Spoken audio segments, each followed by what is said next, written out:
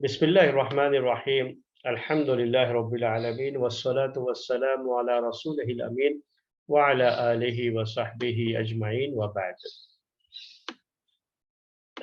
बात हमारी चल रही थी तज़किये की क्लास में सूरह यूसुफ की तफसीर के ताल्लुक से आयत नंबर 100 के ताल्लुक से। आयत नंबर 100 के बारे में बातें पिछले दर्स में आपके सामने आई। उसका आखिरी हिस्सा रह गया था। आज इंशाअल्लाह आज के इस दर्स में पहले हम को मुकम्मल करेंगे और उसके बाद आयत नंबर 101 इंशाअल्लाह 101 जिसे आज की ज़बान में आप कह लेते हैं, उसके बारे में बात आपके सामने रखेंगे आज के इस दर्स में। और शायद उसमें इतनी बातें हैं, तज़किये के इतने पहलू हैं कि फिर वक्त शायद न रहे कि हम आगे मज़ीद और किसी आयत के ताल्लुक से बात कर सकें। तो हम शुरुआत करते हैं आयत नंबर 100 से। शुरू से पहले आपको जोड़ते हैं।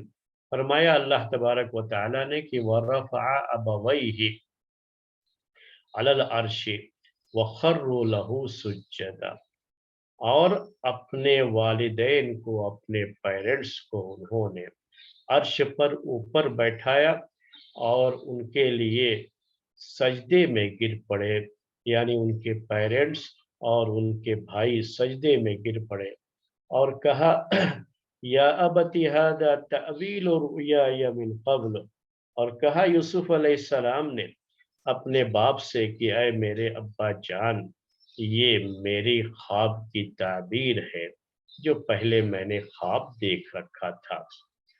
क़द जअलहा रब्बी हक़्क़ा, मेरे रब ने इस ख्वाब को हक कर दिखाया, सच कर दिखाया।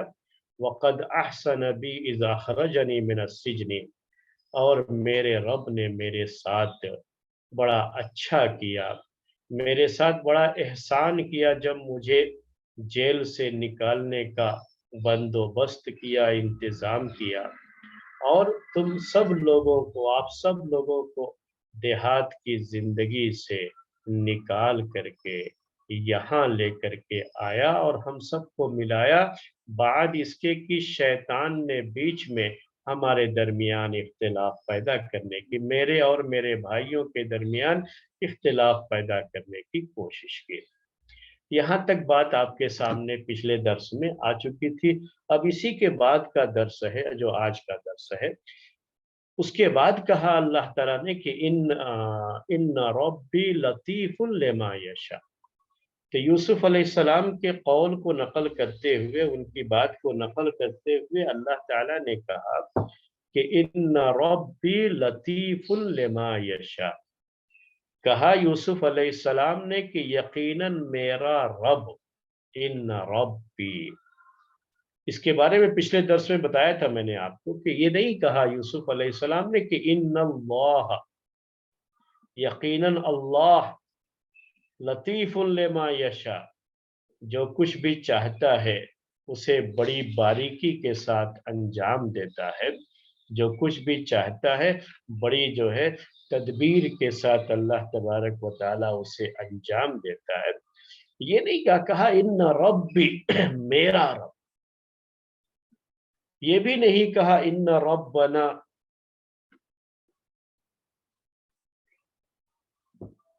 ये भी नहीं कहा बल्कि कहा इन्न रब्बी, मेरा रब, मेरा रब।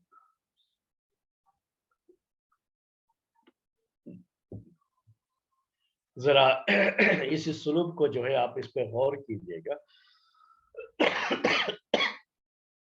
मैं उस बात को आपको समझाना चाह रहा हूं अभी जो है। इन रब्बी समझने के लिए थोड़ी देर के लिए आप अपनी जिंदगी में, अपनी लाइफ में आ जाइए इसको समझने के लिए। आपकी जिंदगी में क्या होता है जब आपको कोई ऐसा मोमेंट आता है आपकी लाइफ में, कोई ऐसा मोमेंट जहां आपको बड़ा प्राउड फील होता है, कुछ अचीव किया है आपने, कुछ हासिल किया है। तो अगर आपके बच्चे ने कुछ किया है तो आप क्या कहते हो उस वक्त? कहते हो हमारे बच्चे ने ऐसा किया है, یا بچے کا نام لے کر کے کہتے ہو کہ جو ہے حامد نے یہ کیا ہے؟ نہیں، کیا کہتے ہو؟ میرے بیٹے نے کیا ہے۔ اس وقت یہ بھی نہیں ہوتا ہے کہ جو ہے آدمی یہ کہے کہ جو ہے ہمارے بیٹے، نہیں نہیں نہیں، وہ کہتا ہے میرے بیٹے نے یہ کیا ہے، میرے بیٹے نے یہ چیز کی ہے۔ یہی جو ہے جب بیٹے کو اپنے باپ کے تعلق سے کچھ کہنا ہوتا ہے، یا کوئی بھی چیز جو چیزیں جو ہے جو اس سے جڑی ہوئی چیز ہے، جب کوئی بڑا پراؤڈ فیل کرنے والا مومنٹ ہوتا ہے تو اس موقع پر کیا کہتا ہو؟ میرے باپ نے یہ کیا، میرے ابا نے یہ چیز کی، میرے ابا۔ تو کیا کہتے ہیں سننے والے؟ وہ صرف کیا تمہارے ہی ابا ہیں، میرے ابا نہیں ہے؟ جو بچے اور ہوتے ہیں صرف تمہارے ابا ہے، میرے ابا نہیں ہے، صرف یہی تمہارا بیٹا ہے، ہم تمہارے بیٹے نہیں۔ اس طرح سے کبھی جو ہے جب دوسرے بچے ساتھ میں ہوں اس موقع پر یہ کہتا ہے نا میرا بیٹا ہے، یہ میرا بیٹا۔ تو یہ جو انداز ہوتا ہے کہنے کا نا، میرا، یہ اس طرح کے موقع پر یہی اسلوب اختیار کیا جاتا ہے، یہی سٹائل ہوتا ہے بات کرنے میں، اور یہی چیز ہونی بھی چاہیے۔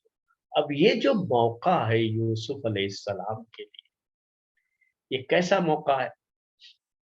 یعنی آپ سوچئے اس مومنٹ کو، آپ تصور کیجئے نا کہ سب کو اکٹھا کر دیا، اتنا اونچا مقام اللہ تعالیٰ نے ان کو دیا ہے یوسف علیہ السلام کو، کہ ان کے اپنے پیرنٹس، ان کے بھائی، جو بھائی ان سے عمر میں بڑے ہیں، یہ ان کے پیرنٹس، اس سے بھی بڑی بات کیا ہے، پیرنٹس ان کے سامنے سجدے میں گر رہے ہیں۔ بس سوچو، آج دنیا کا بڑے سے بڑا ایوارڈ کے لیے اگر آپ کو اسٹیج پر بلایا جاتا ہے تو کیسا مومنٹ ہوتا ہے یہ؟ کیا کہتا ہے باپ؟ میرے بیٹے۔ اگر باپ کو ملی ہو ایسی چیز تو کیا کہتا ہے بیٹا؟ میرے باپ کو یہ چیز۔ تو اس طرح سے کیا کہہ رہے ہیں کہ یہ جو اونچا مقام ملا ہے یوسف علیہ السلام کو، یہ مقام، یہ مرتبہ کس نے دیا ہے میرے بھائی؟ اللہ تعالیٰ نے دیا ہے۔ لیکن یہاں اللہ تعالیٰ نے چونکہ عنایت کیا ہے، تو یہ عنایت کرنا، یہ دینا، اس کا تعلق اللہ تعالیٰ کی ربوبیت سے ہوتا ہے۔ اس کو نوٹ کیجئے گا، اللہ تعالیٰ کی جو نام ہے نا الرب اور اللہ، اللہ ہمیں الوہیت کا معنی ہوتا ہے، الوہیت کی صفت ہوتی ہے کہ تنہا وہی عبادت کے لائق ہے۔ تو اس کی عبادت کرنا یہ بندے کا عمل ہوتا ہے، لیکن ربوبیت میں یہ ہوتا ہے، جو الرب کہتے ہیں نا، وہ رب ہے ہمارا، تو اس میں جو ربوبیت کی صفت پائی جا رہی ہے، ربوبیت کا معنی ہے کہ وہی ہمارا پالنے والا ہے اور وہی ہمیں ہر چیز عنایت کرتا ہے، دیتا ہے۔ تو یہاں بھی یہ اونچا مقام عنایت کرنے والا کون ہے؟ اللہ تعالیٰ ہے۔ تو یہ اس کی ربوبیت کی صفت ہے، تو اس کے لیے رب، یہی جو ہے نام اللہ تعالیٰ کا سب سے مناسب تھا اس موقع پر۔ اور اس میں جو مومنٹ ہے، یہ اس مومنٹ کے لحاظ سے کیا آنا چاہیے؟ سنگولر آنا چاہیے، ربی۔ اب میرے رب نے مجھے اتنا اونچا مقام دیا ہے، وہ میرا رب ہے، میرا رب ہے، میرے رب نے مجھے یہ دیا ہے۔ تو یہ موقع ایسا ہی ہے، مومنٹم اس کا ایسا ہے کہ ایسے موقع پر یہی اسلوب اختیار کیا جاتا ہے، یہی بات پیش کی جاتی ہے، اور بالکل وہی چیز ہے یہاں قرآن میں کہا اللہ تعالیٰ نے یوسف علیہ السلام کی بات نقل کرتے ہوئے کہ ان ربی لطیف لما یشاء، یقیناً میرا رب جو چاہتا ہے وہ بڑی اچھی انداز سے، بڑی باریک بینی سے اور بڑی اچھی تدبیر کے ساتھ اسے وہ انجام دیتا ہے۔ اس کے بعد کیا کہا؟ انہو हुवल अलीमुल हकीम। अब ये दो नाम और हैं अल्लाह ताला के, अल अलीम अल हकीम, जो इस आयत के आखिर में जिक्र किए।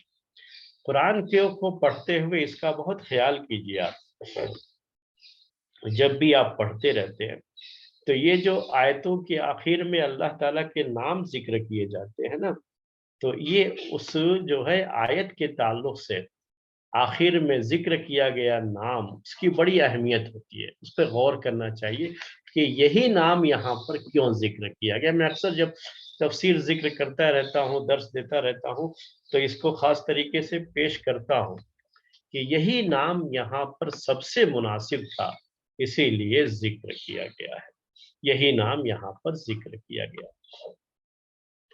तो कहा इन्नहु हुवल अलीमुल हकीम, यकीनन वही है अल अलीम और वही है अल हकीम।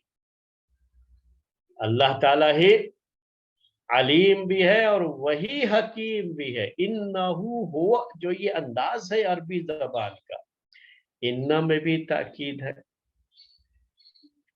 फिर उसके बाद जो है हुआ जो इस्तेमाल किया गया दोबारा, इन्नहु, हु तो था ही, वो भी प्रोनाउन है, फिर दोबारा हुआ कहा गया उसी प्रोनाउन को, तो इसमें भी बड़ी ताकीद है। अल अलीमुल हकीम जो कहा गया, अल्लाह ताला का ये दो नाम अल के साथ जिक्र किया गया, इसमें भी बड़ी ताकीद है अरबी ज़बान के लिहाज से। वरना आप देखेंगे कि इन्नल्लाह अला कुल्li शैइन कदीर, तो कदीर जो है बगैर अल के जिक्र किया गया, और बहुत सारी आयतों में अल्लाह ताला का नाम आखिर में जिक्र किया जाता है तो बगैर अल के जिक्र किया जाता है। बहुत सारी आयतों में आप इस तरीके से देखेंगे, बहुत सारी जगहों पर देखेंगे, लेकिन यहाँ पर क्या कहा गया है, अल अलीमुल हकीम, यानी ये नाम अल के साथ जिक्र किया गया, अल अलीम अल हकीम, तो ये भी अपने आप में बड़ी ताकीद है। हम किसी भी जबान में इसका तर्जमा करें, ट्रांसलेशन करें मेरे भाइयों, तो कोई जबान ऐसी नहीं है दुनिया की जो इस पूरी कैफियत को अपने अंदर समो सके। यानी ये पूरी चीजें जो है तर्जमा करते हुए उर्दू में भी हम नहीं बयान कर पाते। बहुत करेंगे तो माना क्या करेंगे इसका, यकीनन वही है जो बड़ी जो है बहुत इल्म वाला है, बड़ी हिकमत वाला है, ज्यादा से ज्यादा यही कर सकते हैं, इसके अलावा कुछ नहीं कर सकते। लेकिन उस जो बातें अरबी बलागत के लिहाज से इस टुकड़े में है, इन्नहु हुवल अलीमुल हकीम, वो सारी बातें उस तर्जुमे में नहीं आती। ये लज्जत तो आपको उस वक्त मिलेगी जब आप अरबी ज़बान की बलागत से वाकिफियत हो जाएगी आपको। बलागत यानी, बलागत का मतलब क्या होता है ना कि अरबी ज़बान की जो फसाहत व बलागत है, सिर्फ वो बोलना या जो है पढ़ लेना वो काफ़ी नहीं होता है उसके लिए। वो अरबी ज़बान का बहुत ऊंचा लेवल, जो आखिरी लेवल होता है वो बलागत का लेवल होता है। उस लेवल तक पहुंचना होता है आदमी को, जब इन आयतों की लज्जत को महसूस करना है। उसके बाद जो है क्या हुआ है, अल अलीम अल हकीम ही क्यों दो नाम जिक्र किए गए। अल अलीम के बारे में तो आप जानते हैं, इल्म से है ये, वो अल अलीम है, बहुत जानने वाला, हर चीज को जानने वाला, उससे कोई भी चीज छुपी हुई नहीं है। और अल हकीम है, हिकमत वाला है, हर चीज को अपनी हिकमत से वो अंजाम देता है। यहाँ ये दो नाम खास तरीके से जिक्र किए गए। अब ये जो पूरा वाकया यूसुफ अलैहिस्सलाम के साथ पेश आया है ना, उस पूरे वाक़े पे आप गौर कीजिए, और आखिर में जो ये सब लोग मिल जाते हैं उस पे गौर कीजिए, किस तरीके से ये पूरी कहानी है, उस कहानी को आप अपने ज़हन में लाइए। तो उसके बाद ये दो नाम अल अलीम अल हकीम, खास तरीके से ये दो नाम जो जिक्र किए गए हैं, उसका थोड़ा सा अंदाजा आपको होगा। ये क्या है, अल अलीम अल हकीम, اللہ تبارک و تعالی وہ جاننے والا ہے. اب یہ جاننے والا، سب سے زیادہ جاننے والا، ہر چیز کا جاننے والا، ہر چیز کا علم رکھنے والا، اب جو ہے یہ جو تصور ہے اس پورے قصے میں آپ اس کو لے کر کے آئیے، آپ اس کو سوچئے کیا کیا حالات ہوئے. یوسف علیہ السلام کے ساتھ بھائیوں نے کیا کیا، بچپن میں ان کے ساتھ کیا ہوا، وہ سوچئے تھوڑی دیر کے لیے. یہ سب کچھ ہوا، بھائیوں نے اسے چھپانا ہی چاہا، جھوٹ بولا اس کے لیے اپنے باپ کے سامنے آ کر کے، لیکن یہ بھول گئے اس وقت کہ اوپر ہے کوئی جو العلیم ہے. کیا ہے؟ العلیم ہے، جاننے والا، ہر چیز کا جاننے والا. اسے پتا ہے کہ کہاں لے جا کر کے آپ یوسف کو کہاں لے جا کر کے ڈال رہے ہو، کیا آپ اس کے ساتھ سلوک کر رہے ہو. باپ کو تو نہیں پتا ہے، باپ کو نہیں معلوم ہے، یعقوب علیہ السلام کو نہیں پتا ہے کہ جو ہے کنویں میں لے جا کر کے بھائیوں نے ڈال دیا ہے ان کو، لیکن اللہ تعالیٰ کو تو معلوم ہے نا. اللہ تعالیٰ کو معلوم ہے کیونکہ وہ العلیم. اور اسی اللہ نے، اسی رب نے ان کو کنویں سے نکالنے کا راستہ بنا دیا. یہ چیز تو آپ کے سامنے آ گئی. العلیم، العلیم. بہت ضروری ہے اپنے ایمان کو اللہ تعالیٰ کے اس نام پر مضبوط کر دیجیے. آج ہم لوگ توحید کی باتیں بہت کرتے ہیں، لیکن جو توحید کے تقاضے ہیں، اسماء اور صفات، اللہ تعالیٰ کے نام اور اس کی صفات پر ایمان رکھنے کے جو تقاضے ہیں وہ ہمارے یہاں نہیں پائے جاتے. صرف زبان سے ہی چیزیں ہوتی رہتی ہیں، توحید توحید توحید. میرے بھائیوں، اگر ایمان ہے اس پر، یہ تزکیہ نفس ہے، اس کو نوٹ کیجئے گا. اگر ایمان ہے کہ اللہ تعالیٰ العلیم ہے تو یاد رکھیے کہ ایک مومن بندہ جس کا ایمان ہے کہ اللہ تعالیٰ العلیم ہے، اس کے ساتھ جس طرح کے بھی حالات ہوتے ہیں وہ یہ جانتا ہے کہ اس کا علم اللہ تعالیٰ کو ہے. کوئی اور جانے نہ جانے، لیکن علم کس کو ہے؟ اللہ تعالیٰ کو. وہ میرا رب ہے، وہ میرا رب ہے، اور اس کو اس کا علم ہے. وہ مجھے ایسے ہی نہیں چھوڑ دے گا. جب یہ ایمان مضبوط ہوتا ہے کہ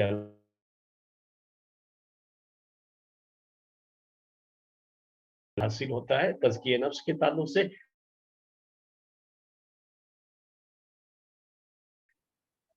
پہلا فائدہ یہ ہے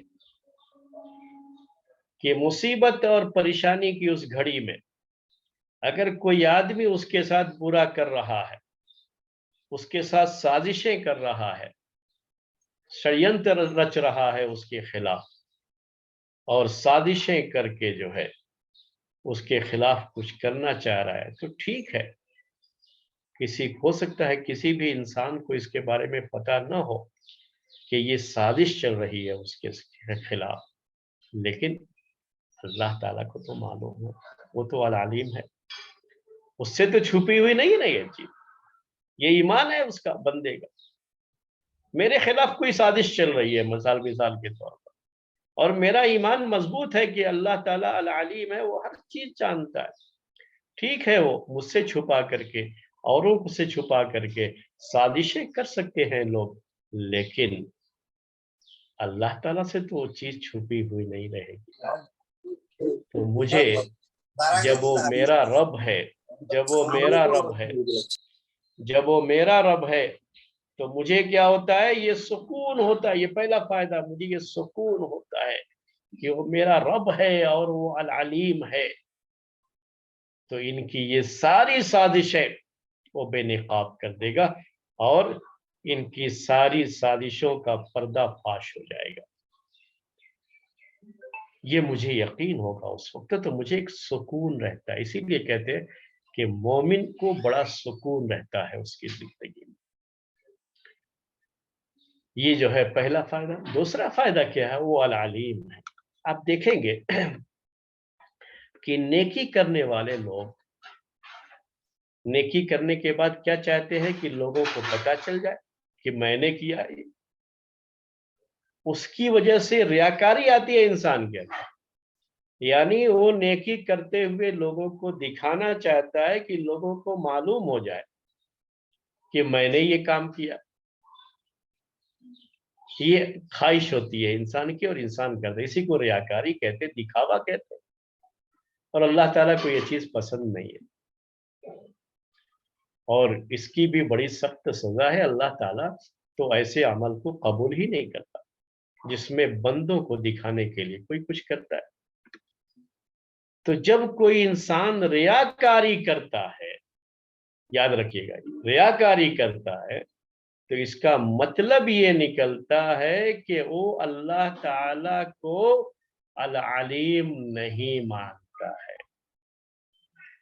عمل کے لحاظ سے بات کر رہا ہوں، زبان کے لحاظ سے سبھی کرتے رہتے ہیں. آج ہمارے بھائی لوگ کیا کر رہے ہیں، ابھی اسکولوں کالجوں میں بھی جو اسلامک اس کے نام سے اسکول کھولے جاتے ہیں نا، وہاں بچوں کو اللہ تعالیٰ کے بیوٹیفل نیمز یاد کرانا.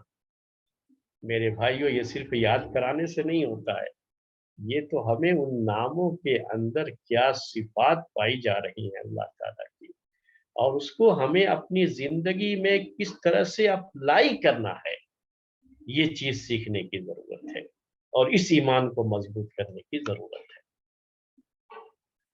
جس شخص کا ایمان مضبوط ہے کہ اللہ تعالیٰ العلیم ہے، وہ کبھی ریاکاری نہیں کرتا.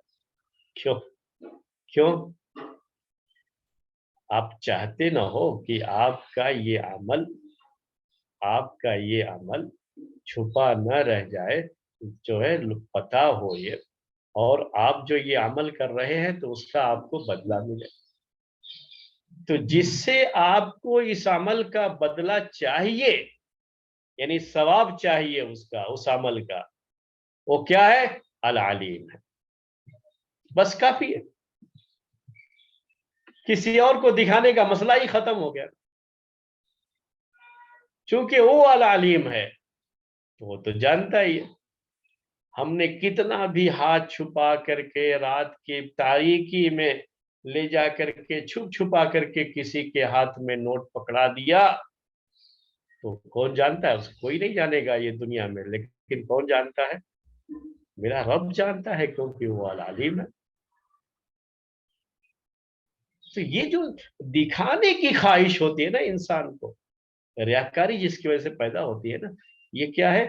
اس ایمان کی کمزوری ہے کہ وہ اللہ تعالیٰ کو العلیم، جو ایمان رکھنا ہے کہ وہ العلیم ہے نا، کہیں نہ کہیں اس ایمان کی کمزوری ہوتی ہے، یاد رکھیے. اور اسی وجہ سے آدمی دکھاوے کی طرف چلا جاتا ہے.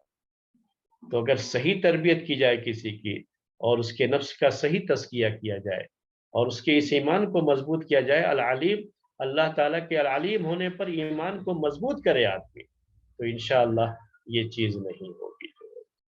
یہ دوسرا فائدہ تھا. تیسرا فائدہ کیا ہے اس میں؟ جب ہم یہ جانتے ہیں کہ اللہ تعالیٰ العلیم ہے، جب ہمارا یہ عقیدہ ہے تو ہمیں اپنی زندگی میں اس عقیدے کو لے کر کے بڑا سکون ملتا ہے، بڑا سکون ملتا ہے. ہمارے حالات بڑے خراب چل رہے ہیں، ایک مثال پیش کر رہا ہوں، بڑے خراب چل رہے ہیں. تو اب جب ہم یہ مانتے ہیں کہ اللہ تعالیٰ العلیم ہے تو ہمارے حالات اس سے چھپے ہوئے نہیں ہیں، اور وہ ہمارا رب ہے. تو ہمیں یقین ہے کہ ہمارے ان حالات کا اسے علم ہے، تو وہ ہمارے ان حالات کو ضرور بدلے گا. اس سے اپنے رب سے مانگنے اور دعا کرنے کی خواہش ابھرتی ہے. اور آپ جانتے ہیں کہ دعا کرنا خود اپنے آپ میں ایک عبادت ہے، اس کا بڑا اجر و ثواب ہے. کتنا آدمی اجر کما لیتا ہے اس کی وجہ سے. جب اپنے رب سے وہ کہتا ہے اللہ تو بہتر جانتا ہے کہ میرے حالات کیسے ہیں، بس میں تجھ سے تیرا فضل مانگتا ہوں، طلب کرتا ہوں۔ جب دعائیں کرتا ہے اور اپنے رب کی اس صفت کو جو ہے سامنے رکھ کر کے دعائیں کرتا ہے، اس سے مانگتا ہے، تو سوچئے آپ کہ کس طریقے سے اس کی اس دعا کے اندر کیا انداز آتا ہے۔ میں اس کو ایک مثال سے آپ کو سمجھانا چاہوں گا تو آپ کو اور آسانی سے بات سمجھ میں آ جائے گی۔ جب آپ کہیں جاتے ہیں کسی شخص کے تعلق سے، آپ چاہتے ہیں کہ کچھ ڈونیشن وغیرہ جمع کریں اس کو لے کر کے، تو کیا کرتے ہیں، پہلے سامنے والے کو اس کا پوری کوالیفیکیشن جو ہے اس کے تعلق سے پورے جو ہے اس کے جو حالات ہیں، اس کے جو قوائف ہے، اس کو آپ کو بیان کرنا پڑتا ہے A to Z، یہ ہے، ایسا ہے، ایسا ہے، ایسا، کیونکہ وہ سامنے والا کچھ نہیں جانتا ہے اس کے بارے میں۔ لیکن جب اپنے رب سے مانگتے ہو تو وہ تو سب کچھ جانتا ہے، اس لیے کوئی مسئلہ نہیں ہے، صرف اپنی حاجت پیش کرنی ہوتی ہے، اور وہ ہم سے بھی اچھی طرح سے جانتا ہے ان حالات، اس لیے یقیناً وہ ہماری اس پریشانی کو دور کرے گا۔ اس کو تو ہم سے بھی اچھی طرح سے علم ہے، یہ ایک یقین دل کے اندر ایک یقین صاحب ہوتا ہے، تو اس سے دعا کے اندر جو تاثیر پیدا ہوتی ہے اور دعا کی طرف جو دل لپکتا ہے، اس کا آپ اندازہ نہیں کر سکتے۔ یہ العلیم کے بارے میں بات تھی۔ الحکیم، العلیم ہی کے تعلق سے پورے واقعے اگر آپ دیکھیں گے، پہلے تو بات وہاں کی تھی جب جو ہے یہ بھائیوں نے ان کے ساتھ یہ سلوک کیا، اس کے بعد جب مصر آئے تو یہاں عورتوں کی طرف سے جو فتنہ ہوا، جو پریشانی ہوئی اور پھر ان کو جیل میں ڈالا گیا، یہ جو ساری چیزیں تھیں، اللہ تعالیٰ کو ان چیزوں کے تعلق سے اچھی طرح سے علم ہے۔ یہ ہمارے ساتھ جو کچھ بھی ہوا کیا ہے، اللہ تعالیٰ العلیم وہ سب کچھ جان رہا تھا، سب کچھ جان رہا تھا۔ اب یہاں پر ایک سوال آتا ہے کہ جب اللہ تعالیٰ کو ہر چیز کا علم تھا تو اللہ تعالیٰ نے اسی وقت پہلے ہی جو ہے ایسا کوئی انتظام کیوں نہیں کر دیا کہ یوسف کو کنویں میں نہ جانا پڑے اور یوسف کو جیل میں نہ جانا پڑے؟ ایسا انتظام یوسف علیہ السلام کے لیے ہو کہ جب مصر آئے تو اس طرح کے فتنوں سے کوئی سامنا ہی نہ ہوتا،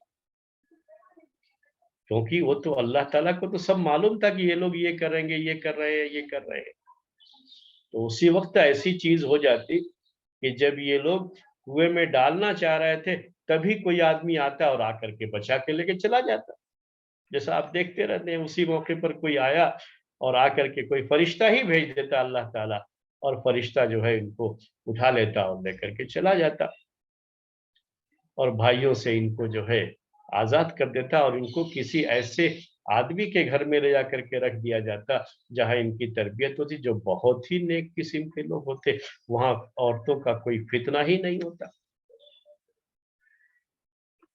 تو یہ چیز ایک سوال جو ہے ذہن میں آتا ہے، لیکن اللہ تعالیٰ نے تو ایسا کچھ نہیں کیا ان کے ساتھ، اسی کو یہ یاد کر رہے ہیں، کہہ رہے ہیں کہ وہ کیا ہے، العلیم ہے اور الحکیم ہے،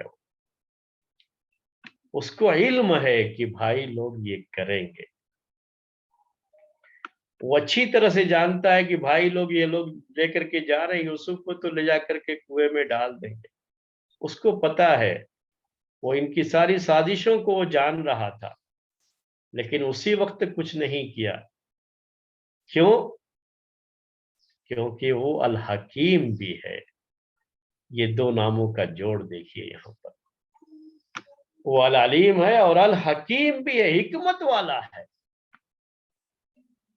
علم ہونے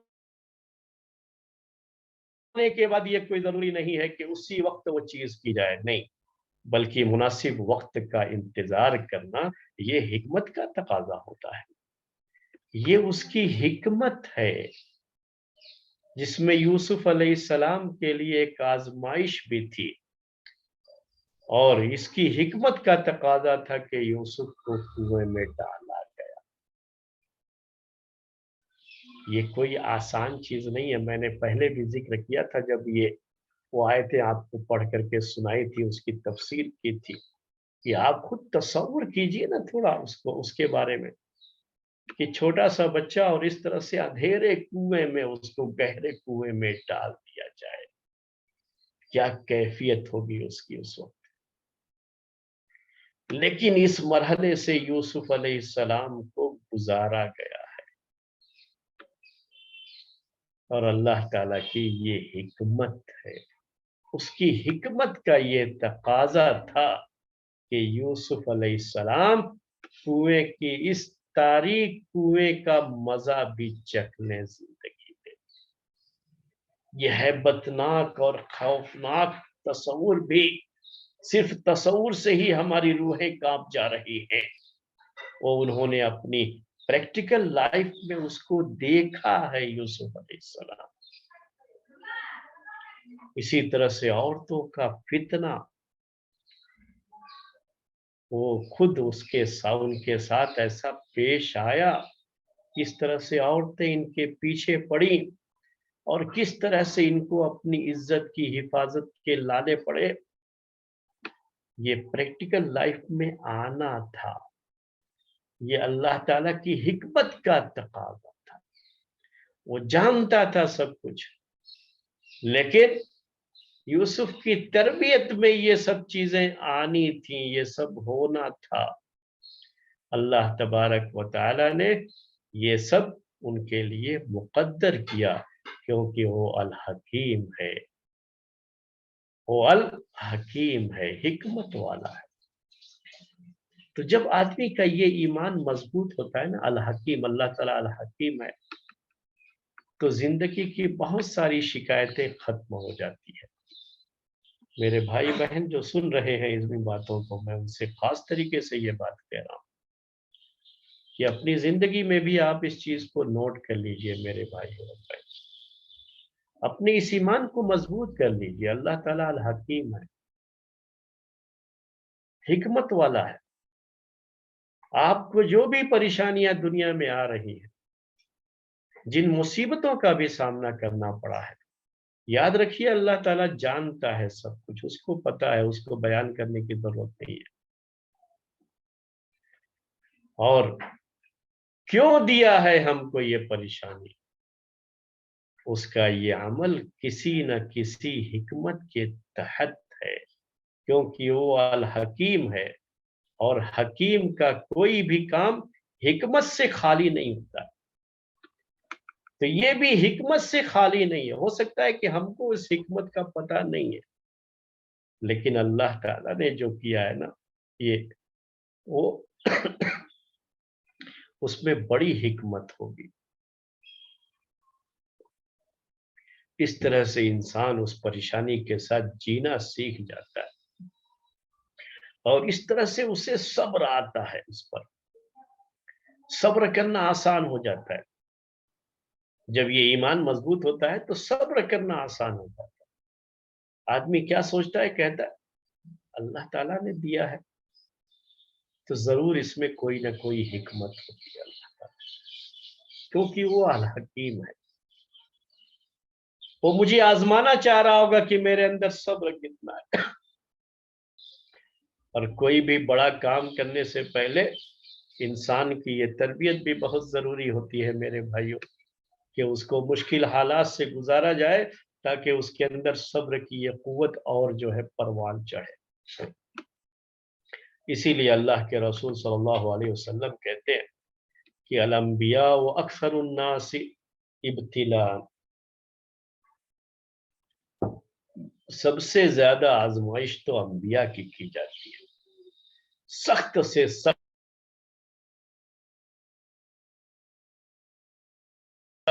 ثم الامثل فالامثل، پھر لوگوں میں جو جتنی فضیلت والا ہوتا ہے، جتنا اس کا اونچا مقام ہوتا ہے رب کے یہاں، اتنی ہی آزمائش بھی اس کے ساتھ سخت ہوتی ہے.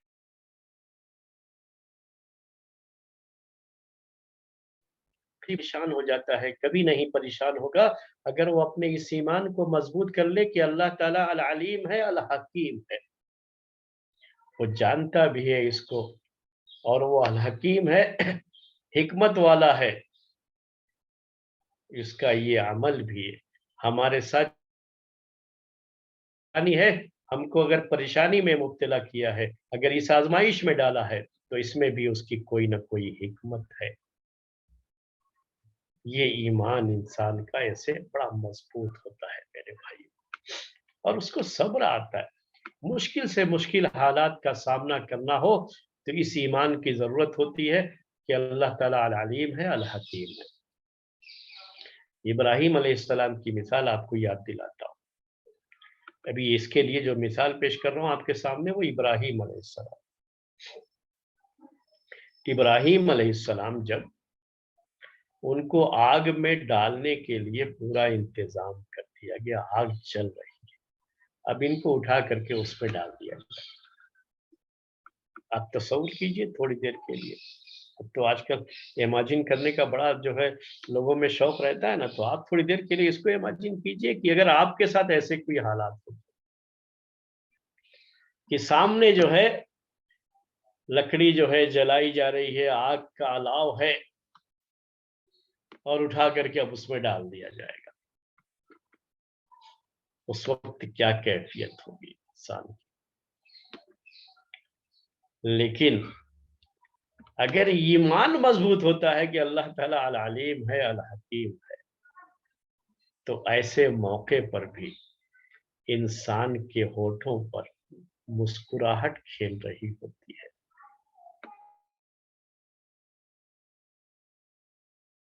उसको नहीं परेशानी होती है, क्योंकि उसे पता है कि अल्लाह ताला तो अच्छी तरह से जान रहा है इस चीज को। उसे पता है कि वो हिकमत वाला है। अगर ऐसा कुछ हुआ भी मेरे साथ, तो इसमें भी मेरे रब की कोई ना कोई हिकमत होगी। इसलिए वो बड़ी खुशी के साथ किसी भी इस तरह के हालात का सामना करने के लिए तैयार रहता है। इमाम इब्न कसीर रहमतुल्लाह अलैह ने इस वो जो है ये जो पूरा जिक्र कुरान के अंदर है, उसकी तफसीर में एक जो है चीज जिक्र की है। हालांकि सनद के लिहाज से वो चीज उतनी मजबूत नहीं है, उतनी कवी नहीं है, लेकिन वो अगर आप देखें तो एक नबी की शान है वो।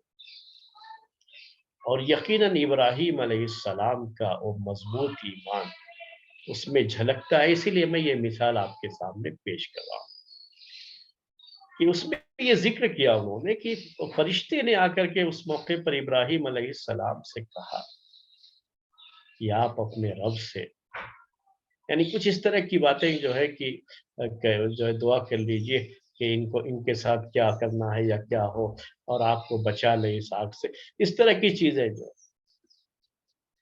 तो मैं अल्फाज पूरे तरीके से मेरे जहन में नहीं है, लेकिन उसका मफहूम यही है उर्दू में अगर हम कहना चाहें। तो इब्राहीम अलैहिस्सलाम का जवाब क्या था? वो जवाब वही है, ये जो अल्लाह ताला अल अलीम है, अल हकीम है ना, यही जवाब। जवाब क्या था? कहा कि वो मेरा रब है और वो मेरे बारे में अच्छी तरह जानता है। उसने मेरे लिए जो कुछ भी मुकद्दर किया है, जो भी इस तरह के हालात हैं जिनका सामना हमें हो रहा है, ये मेरे रब का मुकद्दर किया हुआ है। वो अल अलीम है, अल हकीम है। ये ईमान जब मजबूत होता है ना कि वो अल अलीम है, अल हकीम है, तो आदमी इसमें परेशान नहीं होता, घबराता नहीं है। तो इब्राहिम अलैहिस्सलाम बिल्कुल नहीं घबरा रहे थे, परेशान हो रहे, क्योंकि उन्हें ये है कि अल्लाह ताला अल हकीम है। उसे जो जानता भी है, और साथ में उसका हर अमल हिकमत से खाली नहीं होता है। अगर उसने इस तरह से चीजें मेरे लिए मुकद्दर की है कि मुझे आग में डाला जाना है, तो इसमें भी उसकी कोई ना कोई हिकमत होगी। तो मैं क्यों परेशान हूं भाई? मैं क्यों परेशान हूं उसको लेकर के? नहीं, ईमान मजबूत होगा तो मैं हरगिज परेशान नहीं हूं। यही चीज है नोट करने की, इसी को नोट किया जाता है। तो ये चीजें हैं मेरे भाइयों इस आयत में, जो आखिर में अल्लाह ताला ने जिक्र किया है। اور اس यूसुफ अलैहिस्सलाम की इन बातों में जो आखिर में अल्लाह ताला के ये 3 नाम लतीफ़, अल अलीम, अल हकीम ज़िक्र किए गए हैं, इसकी जो यहाँ पर ज़िक्र करने का जो मौका था, उसी मौके को मैंने थोड़ी जो है उसकी वज़ाहत आपके सामने की है। बड़ी अहम चीज़ थी, इसीलिए मैंने उसको जो है पेश किया। यहाँ तक जो है इब्राहीम यूसुफ अलैहिस्सलाम का ये वाक़या ख़त्म हो जाता है। अब यहाँ तक वो आज़माइश का वो दौर था, वो सब ख़त्म हो कर के फिर सब इकट्ठा हो जाते हैं और सब खुशी-खुशी रहते हैं। आज के दौर में अगर कहना हो तो जिसे आप कहते हैं हैप्पी एंडिंग जो है, इस तरह से इस कहानी की ये हैप्पी एंडिंग थी, जो आपके सामने उसका ज़िक्र जो है आ गया, वो सारी चीज़ें हो गई और इसी पर जो है आज का ये दर्स हम ख़त्म करते हैं। सुब्हानक अल्लाहुम्मा व बिहम्दिका अशहदु अन ला इलाहा इल्ला अंत अस्तगफिरुका व अतूबु इलैक।